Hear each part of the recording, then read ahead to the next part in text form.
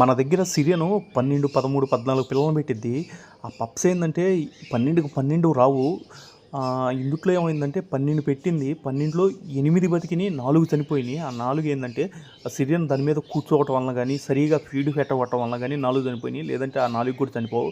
కానీ ఇందుట్లో ఏమైద్దంటే 12కి ఇది ఫీడ్ ఇవ్వాలి, సరిగ్గా పాలు ఇవ్వాలంటే కష్టమైన పనే. మనం ఎంతో ఫీడ్ ఇవ్వాలి.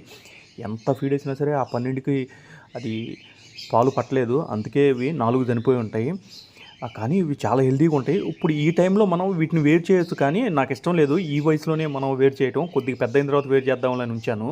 అది చూపిద్దామని. ఇవి కళ్ళు తెరిచినయి చూసావు, ఇప్పుడు సెల్ఫ్ ఫీడింగ్కి వచ్చేసినట్టే. కళ్ళు తెరిచినయి అంటే ఇవి మ్యాక్సిమం సెల్ఫ్ ఫీడింగ్కి వచ్చినట్టే. ఫుడ్ కూడా ఏంటంటే మనం కొద్దిగా అటు ఇటు వెదజల్లుతూ ఉంటాను. ఇవి కళ్ళు కనిపించినా కనిపించకపోయినా సరే అవి ఏరుకొని తినడానికి ఈ టైము బెస్ట్ టైం. అసలు మామూలుగా తీసి మామూలుగా ఏంటంటే షాపుల్లో కానీ పెద్ద పెద్ద బ్రీడర్స్ కానీ ఏం చేస్తారంటే సేమ్ ఇంతే తీసి అమ్మేస్తూ ఉంటారు. నాకెందుకో నచ్చలేదు వీటిని తీయటానికి. అందుకే ఇక మదర్ దగ్గరే ఉంచాను. 8 పప్స్ అసలు భలే వెరైటీగా వచ్చేసినాయి ఇవి. ఇంకో 2 సిరియన్లు పెట్టినాయి. అవి ఒక 8, 9